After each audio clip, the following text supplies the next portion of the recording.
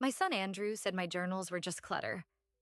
I watched him throw out 50 years of memories while I sat in his car, bound for a nursing home. But a nursing assistant found one journal at a charity shop and returned it. Inside, a will from my late husband named me sole heir to mineral rights worth more than everything my son was trying to take. The boy who threw away my journals had just handed me the key to undo him. My name is Eleanor Vance. I was 73 years old when my son Andrew decided I had outlived my usefulness. He cleaned out my house, threw my life's record into the garbage, and installed me in a room at Sunset Gardens where the days blurred into medication and lukewarm bingo. I was grieving not just my home, but the only proof I had of the secret promises my late husband Richard made to me. Then a nursing assistant handed me a leather journal with a yellowed envelope inside. The document named me sole heir to mineral rights Richard quietly acquired decades ago. Rights worth a fortune Andrew never knew existed. I had a choice: fade quietly, or use my husband's final gift to reclaim everything my son tried to steal. I was still holding that yellowed envelope when the past came rushing back. The nursing home room fell away, and I was 40 years younger, standing in a dusty field in West Texas with Richard at my side. He kicked a clod of dirt with his boot and said, "Ellie, they have no idea what's under this ground." He was a petroleum geologist, the kind who could read a contour map like poetry and smell natural gas 3 miles down. He'd spent his career finding fortunes for other people, but this patch of land was different. He'd scraped together $23,000 from side jobs and surveying fees and bought the mineral rights on 160 acres outside Midland, land everyone else said was tapped out. I remember signing the paperwork at our kitchen table. Richard slid the document into a fireproof box and told me, "We don't breathe a word about this. Not to your sister, not to anyone, especially not to Andrew." He said it without cruelty, just a father's honest read on his only son. Andrew was 17 then, already expert at wanting things he hadn't earned. Richard wanted this to be our secret, a cushion for the life we planned to live after the 9-to-5 stopped. He said we'd sell the rights when the time was right, maybe travel to every national park on our list, maybe just sit on the porch and watch the sunset knowing we didn't owe anyone a dime. That was the promise. Two people who built a quiet life on honesty and hard work with a hidden ace stacked away for the final chapters. Richard died 3 years later. A heart attack in the driveway, right next to his pickup. I found him with his keys still in his hand. The fireproof box stayed in the attic. I never touched it. Partly grief, partly because I forgot it was there, and partly because the promise felt too heavy to face alone. I poured myself into the years that followed. Andrew graduated college, started a business that failed, then another that barely floated. He married Claire, a woman with a smile that always felt like a contract negotiation. They lived an hour away and visited twice a year, mostly on holidays and mostly when they needed something. I didn't care. I had my garden, my book club, my volunteer shift at the library. And I had the journals. 50 years of handwritten leather-bound books where I recorded everything Richard and I had ever shared. The trips, the quiet Sundays, the secret hope we had tucked under our roof. I wrote down every detail of that mineral rights purchase in the journals, not because I thought I'd forget, but because I wanted a record, a witness to the promise. Richard had said, "Write it down, Ellie. Paper outlasts memory." I never dreamed paper would be my downfall. Andrew started calling more often last year. At first, it sounded like concern. "Mom, the house is too big." "Mom, have you thought about a place where someone can check on you?" Claire would chime in at dinners, her voice full of manufactured sweetness. "We just want you safe, Eleanor. Stairs can be so dangerous." They brought brochures for Sunset Gardens, offered to help me downsize. I was 73, not senile. I still managed my own finances, drove myself to the grocery store, and could recite the periodic table thanks to Richard's teaching. But Andrew had a way of wearing me down. Every conversation chipped away at my confidence. He'd say I'd forgotten a bill payment I knew I'd made, or mention a call I was certain never happened. He and Claire started showing up unannounced, rummaging through paperwork, taking photos of rooms, whispering about next steps as if I couldn't hear. The isolation crept in quietly. I stopped calling my friends because every conversation looped back to Andrew's voice in my head. You don't want to be a burden, do you, Mom? The move came on a Tuesday in early March. Andrew packed my essentials into 2 suitcases while Claire sorted through my file cabinets. I sat in the passenger seat of his car, staring at my front door, when I noticed the black trash bags. Andrew hauled them out of the garage, one after another, and dropped them on the curb. The journals. I knew their shape even through the plastic. I banged on the window, tried to open the door, but the child lock was on. Andrew got in, started the engine, and I screamed, "Those are my memories." He didn't look at me. He just said, "They're clutter, Mom. You'll have a fresh start." We drove away, and I watched the bags recede in the side mirror, the only record of Richard's hidden promises crushed under the weight of a life I didn't recognize anymore. Sunset Gardens was beige and antiseptic. My room had a single window that looked out on a dumpster. The days collapsed into a schedule printed on a laminated card. Medication at 8, physical therapy at 10, bingo at 2, dinner at 5. I didn't bother to learn the names of the other residents. I was grieving more than my house. I was grieving the proof that Richard had loved me enough to plan a secret future. A proof now mixed with coffee grounds and old newspapers in a landfill. I stopped speaking more than a few words at a time. The staff noted my decline in their charts, which only confirmed what Andrew was telling everyone. Then, on a Thursday afternoon, Maria knocked on my door. She was the youngest nursing assistant on my floor, 24 with kind eyes and an immigrant's work ethic. In her hands was a tattered leather journal, the cover worn smooth from years of handling. I recognized it instantly. It was the one where I'd pressed a 4-leaf clover Richard found on our honeymoon. Maria said she volunteered weekends at a charity shop. A recent donation bag had contained a stack of old books, and this journal had my name stamped inside the front cover. She thought I might want it back. My hands trembled as I opened it. The pages were still intact, though water-damaged at the edges. And tucked into a slit I'd cut in the back binding decades ago was an envelope I'd completely forgotten. I pulled it out. Inside was a will, signed by Richard and a lawyer named Harrison Cole, a man I'd never met. The document named me as the sole heir to mineral rights on Parcel 14, Midland County, Texas. Below the signature was Richard's familiar scrawl. "Ellie, I told you paper outlasts memory. This is our road trip." Maria looked at the will, her eyes widening. I asked if she knew what mineral rights might be worth today. She pulled out her phone and did a quick search while I sat frozen. She found an industry blog post from 2 years prior. A company had struck a massive deposit of rare earth minerals and natural gas on that exact parcel. The estimated value for rights holders had been climbing ever since. "Mrs. Vance," Maria whispered, "this could be millions." I felt the floor shift beneath me. The key to undo my son had landed in my lap, delivered by a stranger's kindness. But before I could even taste the relief, Maria's expression changed. She scrolled further on her phone, then read something that made her face go pale.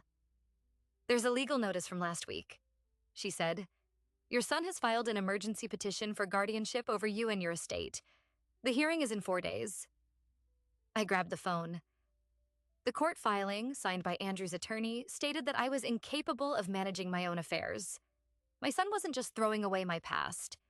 He was racing to steal everything Richard had ever built for our future. I stared at Maria's phone, the court filing glowing in the dim room. 4 days.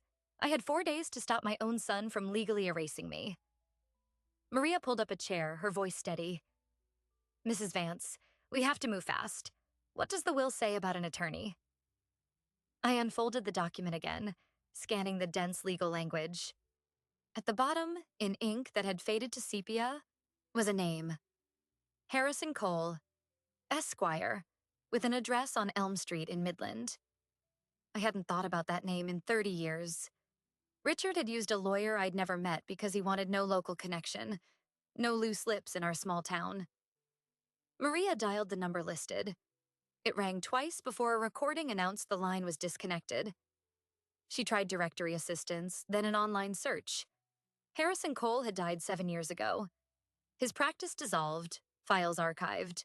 The one person who could verify the will's authenticity was gone. But that wasn't the only problem. Maria found a news article from the Midland Reporter Telegram dated 6 months after Richard's death. The headline read, "Rare Earth Boom Revives Forgotten West Texas Claims." A company called TerraCore Minerals had announced a massive discovery of neodymium and praseodymium deposits on a 160-acre parcel near Midland. The same parcel, Parcel 14. The estimated value for rights holders now sat between $4 and $6 million depending on extraction royalties. The article noted that a legal scramble was underway as descendants of original owners surfaced. My son wasn't just trying to put me away. He was trying to beat a rush of claimants that could include me if he didn't silence me first. I felt the blood drain from my face. Richard had bought those rights for a quiet retirement, a road trip in an RV. He never imagined they'd be worth enough to change a life, or destroy one. Maria helped me make a plan. The first step was to get a copy of the guardianship petition and find out what Andrew was using to prove I was incompetent. I couldn't just walk out of Sunset Gardens. The facility had a locked memory care wing, and even though I wasn't in it, staff monitored exits. But Maria knew the shift supervisor's schedule. The next morning, after the medication cart passed, she wheeled me out through the service corridor. We took her car to the county courthouse. The clerk's office was musty and quiet, rows of filing cabinets stretching back decades. Maria requested file number 23-G-041. The clerk, a thin woman with reading glasses on a chain, pulled a thick folder. I opened it right there at the counter. Inside was an affidavit from a doctor I'd seen exactly once. His name was Dr. Malcolm Stroud. He had written that I suffered from progressive cognitive decline and was unable to make informed financial decisions. He recommended immediate guardianship. I remembered the appointment. Andrew had driven me, sat in the exam room, answered questions for me while I sat confused. Dr. Stroud had asked me to draw a clock, and my hand shook from anxiety. I drew a lopsided circle, and Andrew sighed dramatically. That single scribble was now evidence. The petition also included a letter from Claire, my daughter-in-law, claiming I'd wandered off twice and couldn't recognize her. Both allegations were fiction. And at the very end, a notice of motion. Andrew's attorney, a man named Gregory Platt, had requested an emergency hearing on the grounds that I was in imminent danger of financial exploitation. The exploitation he meant was me owning something he wanted. Then I saw something that made my stomach turn. Attached to the petition was a copy of a letter of intent, dated 3 weeks earlier, between Andrew and TerraCore Minerals. In it, Andrew, as proposed guardian of my estate, agreed to sell all mineral rights on Parcel 14 for a lump sum of $1.2 million, contingent on the court's approval of his guardianship. The letter had his signature. He'd been negotiating behind my back while I was still in my own home. He'd thrown away my journals to hide any record of the rights, but he'd found them first. He must have searched the house after I left, discovered a copy of the original mineral deed, and realized what he was sitting on. He didn't sell my journals because they were clutter. He sold them because they contained my handwriting describing the rights, and he needed me to have no proof. Maria gripped my arm. "We need our own lawyer." She knew a legal aid clinic that handled elder abuse cases. By noon, I was sitting in a cramped conference room with a woman named Sarah Okafor. Sarah was in her 40s, sharp-eyed, and listened without interrupting. When I finished, she asked to see the will. She studied it, then the copy of the guardianship petition. This will was executed 30 years ago, but it's still valid if we can produce the original and a witness to the signature. Harrison Cole is dead, but his notary seal is on the document. We can verify it through public records. The mineral rights are in your name, Mrs. Vance, and they haven't been probated because no one filed the will. Richard's estate likely passed to you through survivorship, but the rights were separate property he acquired before marriage, so the will is critical. Andrew's guardianship is a nuclear option. If he gets it, he controls everything, including the rights, and that sale to TerraCore goes through immediately. Sarah agreed to take my case pro bono. She filed an emergency objection to the guardianship that same afternoon, along with a motion to compel the original mineral deed from Andrew. The hearing was still 3 days away, but now Andrew would know I was fighting back. I barely slept that night. Andrew called me at 7 the next morning. His voice was tight, not with concern, but with fury. "Mom, what are you doing? You're embarrassing yourself. This lawyer is filling your head with nonsense. You're sick and you need help." I told him I had the will. Silence. Then he said, "That document is worthless. Dad was delirious at the end. Everyone knows it." I reminded him that Richard died suddenly of a heart attack, with no prior illness. Andrew's tone shifted. "You have no idea what you're getting into. Those rights belong to the family, and I'm the one who can monetize them. You just let them sit in the ground forever. Think about what's best for everyone." He hung up before I could answer. His words confirmed everything. He knew about the rights all along, maybe for years, and he'd been planning to take them by declaring me incompetent. Sarah called an hour later with a breakthrough. She'd traced the notary from Harrison Cole's old firm. A retired legal secretary named Beatrice Stillman remembered signing the will. She was 92 and living in an assisted living facility in Odessa, but she agreed to testify if needed. Sarah also found the original mineral deed recorded at the county, untainted by Andrew's claims. The fireproof box from our attic was still missing, but the public record was enough. Then she hit me with the pivot that reframed everything. "Andrew had a partner," she said. "The letter of intent wasn't just with TerraCore. There's a second signatory. Claire's brother, a man named Martin Delacourt. He's a landman, a fixer for oil and gas deals. He must have tipped Andrew off about the rare earth find. I think they've been working this for over a year. Your move to Sunset Gardens wasn't just about convenience, it was the culmination of a plan. My son hadn't just married a woman with a mercenary smile. He'd married into a family that knew how to strip mine an estate. The guardianship was the final piece, the legal weapon to override my objections. And they were close. If I didn't produce the will and discredit Dr. Stroud's affidavit, a judge might rule against me simply because I was old and alone. I needed more than documents. I needed to prove that Andrew and Martin had conspired to defraud me. Sarah suggested we look for a paper trail of their communications. Maria, ever resourceful, remembered that the neighbor next door to my old house, a retired postal worker named Frank, still had a key. She drove over that evening. The house was locked and a for sale sign had been hammered into the lawn, but Frank saw her and came over. He'd been my mail carrier for 20 years and knew Richard well. He let her in. In the attic, under a loose floorboard where I used to hide Christmas presents, Maria found a small strongbox I'd never seen before. It wasn't fireproof like the one I knew about. It was a battered metal cash box. Inside were letters between Andrew and Martin, dating back 18 months. The letters detailed the discovery of the mineral deed, the plan to discredit me with a doctor's visit, and a draft of the guardianship petition. One letter from Martin read, "Once she's out of that house, we move fast. TerraCore needs a clean title by June. Don't let her have any contact with anyone who might remind her of those journals." The journals. They knew I'd recorded everything, so they destroyed them. But they missed the one I'd given to a friend as a gift? No. This one survived because Maria found it at the charity shop, a random donation that never should have happened, a random act that now threatened their entire scheme. Maria brought the strongbox to Sarah's office.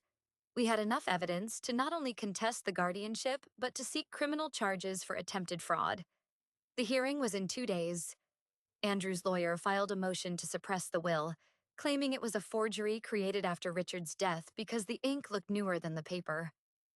Sarah countered with the notary's affidavit and a forensic document expert who could testify. The judge, a no-nonsense woman named Judge Lydia Hartwell, denied the suppression and ordered the will admitted. Still, the question of my competency remained. Dr. Stroud was listed as a key witness for Andrew. I would need to take the stand and convince the court that I was of sound mind. If I failed, everything Richard left would be stolen in a single signature. The night before the hearing, I sat on my bed in Sunset Gardens, the will unfolded in front of me. I traced Richard's handwriting with my finger. He'd written, "Ellie, I told you paper outlasts memory." I realized he'd prepared for this. He'd chosen a lawyer in another town, filed the deed quietly, and trusted that someday the truth would surface. He hadn't counted on our son becoming the adversary, but he had counted on me. Maria tapped on my door. Visiting hours are over, but I wanted to give you this. She handed me a small digital recorder. Tomorrow, when you testify, tell your story. But if anything happens, if Andrew tries to twist your words, you have this. I'll be in the gallery. We're not letting them take your life. The next morning, I put on the one nice blouse I'd managed to bring from home, a pale blue silk that Richard had given me on our 40th anniversary. Sarah picked me up. The courthouse was a modernist block of concrete and glass. A cluster of reporters had gathered. The rare Earthland rush had made the guardianship case local news. Andrew stood on the steps with Claire and a man I recognized from photos as Martin Delacour. Andrew wouldn't look at me. Martin, however, smiled like we were old friends. As I passed, he said, "Eleanor, you're making a terrible mistake. This can all go away if you just let Andrew manage things." I didn't answer. Inside, the courtroom was cold with recycled air. The bailiff announced Judge Hartwell. I took my seat at the petitioner's table, Sarah beside me. Judge Hartwell adjusted her glasses and spoke. "We are here on an emergency petition for guardianship filed by Andrew Vance regarding his mother, Eleanor Vance. Mrs. Vance has filed an objection and presented a will that materially alters the estate. The court will first determine whether Mrs. Vance possesses testamentary capacity and the ability to manage her own affairs." The judge looked directly at me. "Mrs. Vance, you may be called to testify. But first, I'll hear opening statements." Andrew's lawyer, Gregory Platt, stood and began painting a picture of a confused, frail woman whose son only wanted to protect her. I gripped the edge of the table. The fight for everything Richard and I had built was about to begin. Gregory Platt rose and addressed the judge with the smooth confidence of a man who had never lost an easy case. He called Dr. Malcolm Stroud as his first witness. Stroud took the stand, adjusted his tie, and glanced at Andrew before speaking. Platt walked him through my medical history, or what he claimed was my history. Stroud testified that I had shown significant confusion during my single visit, that my clock drawing test indicated visuospatial deficits consistent with early dementia, and that I could not name the current president without prompting. I sat rigid as he spoke, remembering the appointment. Andrew had answered for me while Stroud nodded along. I had been anxious, not demented, but Stroud's words painted a different picture. Sarah cross-examined him calmly. "Doctor, you saw Mrs. Vance exactly one time, correct?" He acknowledged it. "And your cognitive assessment consisted of a clock drawing test and a few orientation questions?" "Yes." "Did you review any of her financial records, speak to her friends, or consult her primary care physician?" Stroud hesitated. "I was told she didn't have a primary care physician at that time." Sarah produced a letter from my longtime doctor, a woman who had treated me for 20 years and who stated I had no signs of cognitive decline. Stroud's face tightened. "I wasn't given that information," he said. Sarah let the silence hang. The judge made a note. Next, Platt called Andrew to the stand. My son walked to the witness box with his shoulders squared, performing the role of the dutiful son. His voice cracked at the right moments as he described finding me wandering the neighborhood in my nightgown and forgetting to turn off the stove. Every word was a fabrication. I watched him lie under oath and felt something crack open inside me. This wasn't the boy I'd raised. That boy had died somewhere along the way, replaced by a man who would trade his mother for a mineral deposit. Sarah's cross-examination was surgical. She asked Andrew about the letter of intent with Terracore Minerals, the one signed 3 weeks before he filed for guardianship. His face reddened. "That was a contingency," he stammered. "A contingency for what?" Sarah pressed. "For when the court appointed me guardian." "So you assumed the guardianship would be granted before it was even filed?" He had no answer. Sarah then introduced the letters from the strongbox, the ones Maria had found under the floorboard. She read aloud Martin's words. Once she's out of that house, we move fast. TerraCore needs a clean title by June. The courtroom stirred. Judge Hartwell's expression darkened. Gregory Platt objected on grounds of relevance, but the judge overruled him. These letters go directly to motive, Mr. Platt. Continue. Andrew's composure shattered. He claimed he had never seen the letters, that Martin must have acted alone. But the letters were addressed to Andrew at his home address, and one bore his handwritten note in the margin. Agreed. Stroud will do it for $5,000. The note was in his unmistakable slanted script. I knew that handwriting from years of birthday cards. The air left the room. Sarah turned to the judge. Your Honor, this is not a case of a concerned son protecting an ailing mother. This is a conspiracy to commit fraud, with the doctor as a paid accomplice. Platt called for a recess. Judge Hartwell denied it. We will recess when I say so, counsel. Proceed. Sarah called Dr. Stroud back to the stand under a hostile witness designation. She showed him the $5,000 note. Did you receive payment for your diagnosis? Stroud looked at Andrew, then at the judge, and finally his shoulders slumped. I was told she was dangerous to herself, that the family needed documentation. You were paid to produce a specific diagnosis, Sarah said flatly. Stroud's silence was the confirmation. The judge ordered the court reporter to flag the transcript for possible perjury charges and excuse Stroud with a warning not to leave the jurisdiction. But the worst was yet to come. Sarah called Martin Delacour to the stand. He swaggered up, all Texas charm and polished boots.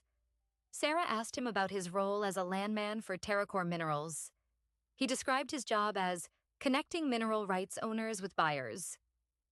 She then asked if he had ever visited my home prior to my removal. Martin smiled. I visited Andrew and Claire socially. Sarah produced a photo from the strongbox, a time-stamped image of Martin at my kitchen table with a surveying map of Parcel 14 spread out in front of him. The photo was taken 4 months before Andrew hauled me to Sunset Gardens. Socially, Sarah repeated. Were you using that visit to confirm the value of the mineral rights that Eleanor Vance owned? Martin's smile faltered. I don't recall. Sarah then played a recording, the one Maria had made during a phone call I hadn't even known about. Martin's voice came through tinny but clear. Andrew, if she's out by March, we can close by June. Don't let her talk to that lawyer or anyone who knows about the journals. The courtroom erupted. Judge Hartwell banged her gavel. My own son had been recorded plotting my erasure. Andrew slumped in his chair, his face pale. Claire sat rigid, her eyes fixed on the floor. For a moment, I thought the case was over. But Sarah wasn't finished. She approached the bench and requested to submit a supplemental document received just that morning. It was a letter from TerraCore Minerals' legal department, addressed to the court, stating that the company had been approached by Martin Delacour with an offer to sell mineral rights they now understood to be under dispute. The letter further stated that TerraCore would withdraw its purchase offer and cooperate with any investigation into title fraud. In other words, the company saw the writing on the wall and wanted no part of a conspiracy. Platt requested a sidebar. The judge allowed it. The 3 attorneys argued in hushed tones while I sat frozen. Then, Judge Hartwell returned to her seat. I've heard enough to rule on the guardianship petition, she said. My heart pounded. She looked directly at Andrew. Mr. Vance, the evidence of collusion, financial incentive, and witness tampering is overwhelming. The petition is denied with prejudice. Furthermore, I am referring this matter to the district attorney for investigation into elder abuse, fraud, and conspiracy to commit fraud. The mineral rights shall remain in the sole ownership of Eleanor Vance pending any probate action on the will, which this court finds presumptively valid. She banged her gavel. It was over. But for Andrew, it wasn't over. As the bailiff approached him, he turned to me. His eyes were wet, but they held no remorse. They held rage. You've ruined everything, he hissed. Dad would be ashamed of you. I didn't answer. I watched the bailiff escort him and Claire out of the courtroom. Martin was already speaking with his own attorney in the corner, a vein throbbing in his temple. Gregory Platt packed his briefcase with the air of a man who had just lost a major client. Sarah put her hand on my shoulder. It's done. You're free. But freedom wasn't the same as peace. Outside the courtroom, the reporters mobbed me, cameras flashing.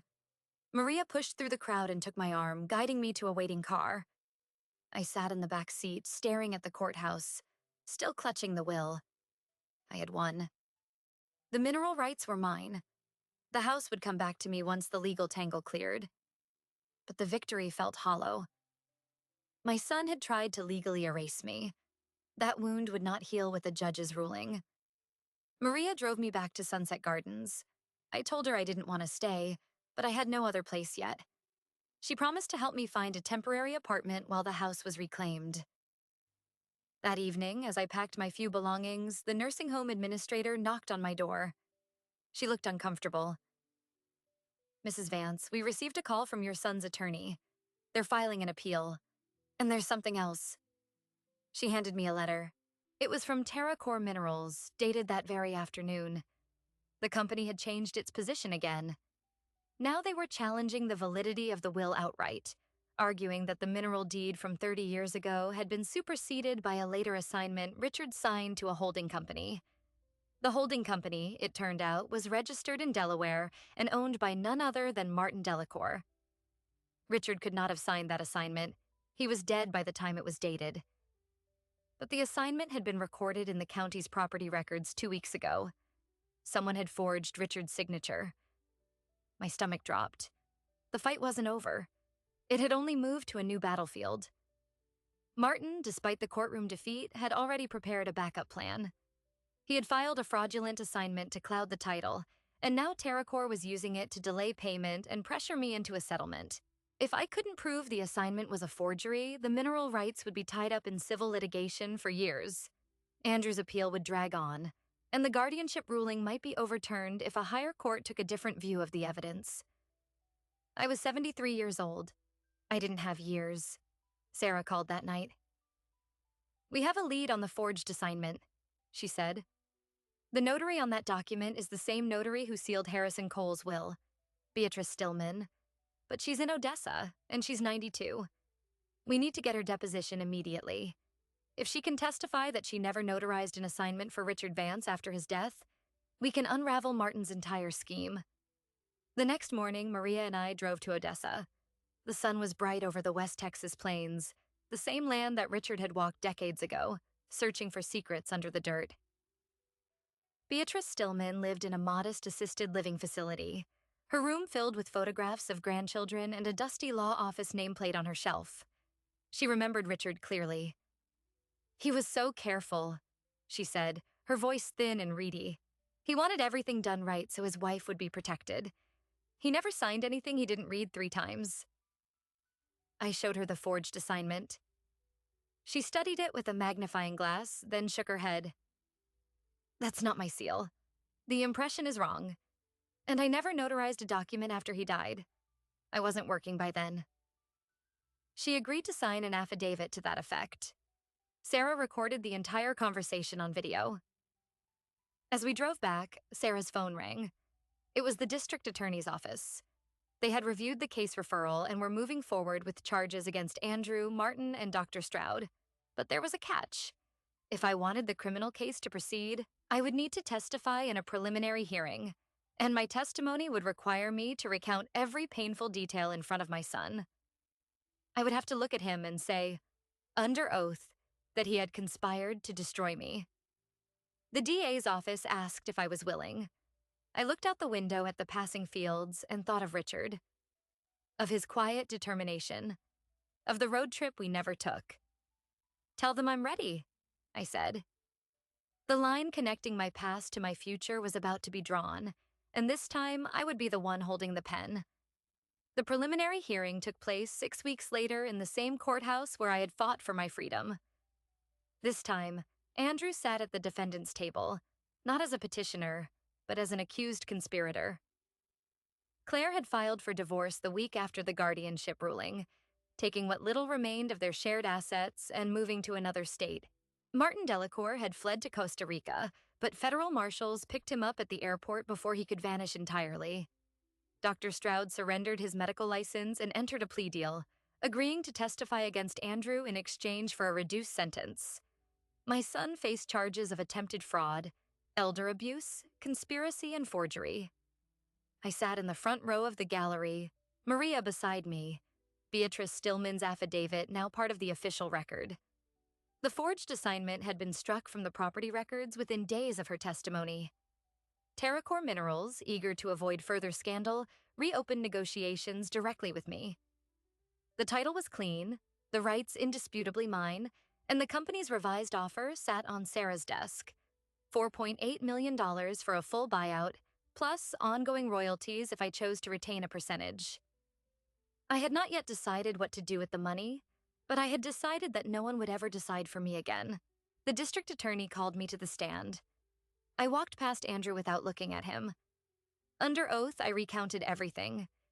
The move to Sunset Gardens, the trash bags on the curb, the doctor's falsified diagnosis, the secret letters between my son and his brother-in-law.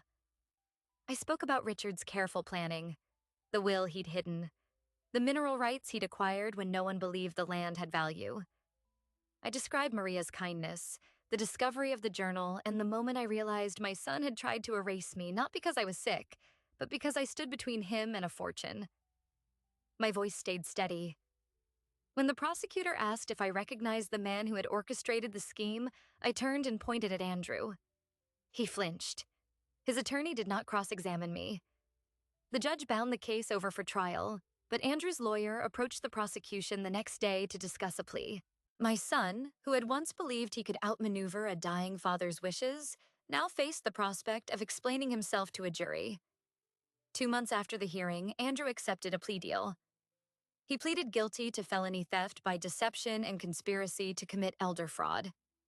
The judge sentenced him to 5 years in state prison, with 3 years of supervised release and full restitution of the legal fees I had incurred.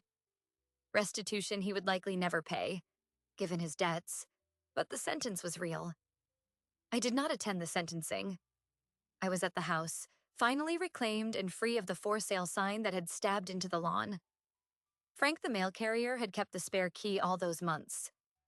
I walked through the front door alone, the silence different now, not empty but expectant. The house smelled like dust and neglect. Andrew and Claire had taken the furniture when they cleared it for sale, leaving only the built-in shelves and the kitchen cabinets. I walked from room to room, touching the walls. In the bedroom, the indentations on the carpet where the bed had stood. In the living room, the faint outline on the wallpaper where our wedding photo had hung. Everything valuable was gone, but the house itself remained. I went upstairs to the attic. The floorboard where Maria had found the strongbox was still loose. I knelt, ran my fingers along the gap, and felt something else wedged beneath the beam. A thin leather journal I had never seen before. It was smaller than the others, the cover unmarked. I pulled it out and opened it. Richard's handwriting filled the first page. Ellie, if you found this, then I was right to hide a second copy. I knew Andrew might find the first. I knew he might try to undo everything, so I made 2 of everything. The mineral rights are yours, but that's not the real gift. Turn the page. My hands shook. I turned the page and found a letter, not about money, but about us. Richard had written about the day we met at a diner in Amarillo, the way I'd corrected his pronunciation of a French pastry, and he'd fallen in love on the spot. He wrote about the road trip we planned, the national parks we'd mapped on a napkin, the way I hummed in my sleep. He wrote that he'd known Andrew was capable of greed since the boy was 12 and had stolen $20 from my purse, only to deny it with a straight face. He wrote that he'd never told me because he didn't want to break my heart prematurely. He wanted to give me more years of hope. And then, at the bottom, a postscript. The mineral rights are a tool. Use them to build the life you want, not the life someone else chooses for you. And if you ever meet a young woman named Maria, or anyone else who shows you kindness when you have nothing, give them a piece of what we built. That's the best revenge. I sat on the dusty attic floor and cried for the first time since the guardianship ruling. Not tears of grief, but of release. Richard had seen into our son's character decades before I could. He'd prepared not just for Andrew's weakness, but for my eventual strength. The second journal was the safety net under the safety net. and it had been hiding in the house the entire time Andrew was tearing it apart. He never found it because he never looked for love. He only looked for what he could sell. I contacted Sarah and told her about the second journal. It didn't change the legal outcome. The will was already validated and the rights were mine, but it changed something inside me. That evening, I called Maria and asked her to meet me for coffee. She arrived at the diner where Richard and I had our first date, a refurbished Art Deco place that still served the same pecan pie. I handed her an envelope. Inside was a check for $100,000 drawn from the initial partial payment TerraCore had advanced. Maria stared at it, her eyes filling. "I can't accept this," she said. I told her what Richard had written. "You're the kindness he was talking about. You didn't know me. You found a journal in a charity shop and could have tossed it aside. Instead, you drove across town to return it to a woman everyone else had written off. That makes you family in a way blood never could."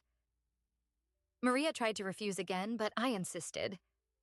She finally nodded, tears streaming. She said she would use the money to finish nursing school, to become a geriatric specialist who would protect elderly patients from the kind of abuse I had faced. In her hands, the money was not a gift, but a weapon. The sale of the mineral rights closed 3 months later. I sold the full rights to TerraCore for $4.8 million, with a small royalty interest retained for charitable purposes. I paid off the legal fees, donated a portion to a legal aid fund for elder abuse victims, and set up a scholarship in Richard's name at the local high school for students studying geology. I bought a modest condominium near the botanical garden with no stairs and a view of the mountains. The family house on Oakwood, where I had raised Andrew and loved Richard, I sold to a young family with 3 children. They promised to fill it with noise again. I left the fireproof box, now empty, in the attic for them to discover someday, though I replaced its contents with a welcome note and a $100 bill. Andrew wrote me a letter from prison 6 months into his sentence. It was short and formal, requesting that I visit. I read it twice, then placed it in a drawer. I wasn't ready. Maybe I would never be ready. Forgiveness is not an obligation, and healing does not require reconciliation with the one who wounded you. But I did not close the door entirely. I kept the letter. I left a small light on in that part of my heart, not for Andrew's sake, but for mine. Bitterness is its own prison, and I had already spent enough time in one. 1 year after the guardianship ruling, I stood at the edge of the Grand Canyon, fulfilling the first stop on the road trip Richard had planned. I had bought a small RV, the kind he'd talked about, and I was driving it myself, slowly, carefully across the country.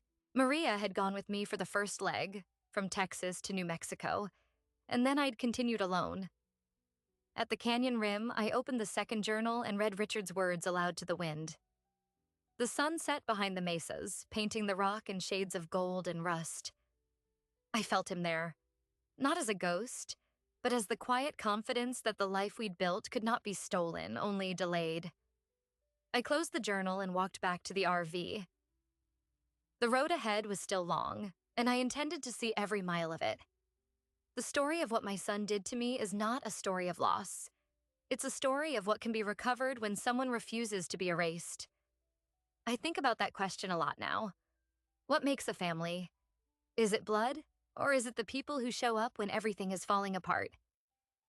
Maria was a stranger who found a discarded journal and chose to track me down. She could have ignored it.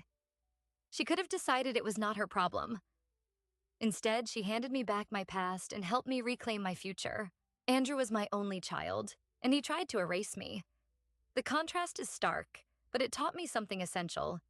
Legacy is not genetic. It's built through choices, through kindness, through the daily decision to protect the people who need protecting. Richard knew that. He spent his final months constructing a safety net under a safety net, not because he didn't trust me, but because he trusted our son exactly as much as the evidence demanded. Elder abuse often hides in plain sight. It wears the mask of concern, of practicality, of a child simply wanting what is best for an aging parent. Too many families don't discover the truth until the house is sold, the accounts are drained, and the older person is isolated in a facility where no one listens. If my story has a lesson beyond the courtroom drama, it is this: paper outlasts memory, but vigilance outlasts both. Keep your own records. Trust your instincts. And if someone tells you that you're a burden, question their motives. I still have Andrew's letter from prison. I haven't answered it. I may never answer it, and that's okay. Healing does not require a reunion. Sometimes the healthiest boundary is the one you draw with people who have proven they cannot be trusted. I have built a new life now. One where I travel, where I meet strangers and hear their stories, where I carry Richard's love in a small leather journal instead of a tombstone. The mineral rights bought me financial freedom, but the real wealth was the knowledge that I was never as alone as Andrew wanted me to believe. So I'll leave you with this. What would you do if you discovered that someone close to you was quietly erasing your story? Would you have the strength to fight back, or would you let the pages disappear? Let me know in the comments. I read them, and your words matter more than you know. And if this story meant something to you, subscribe to the channel. We share the stories of people who prove that our best chapters can happen at any age. Thank you for listening. Now go write your own.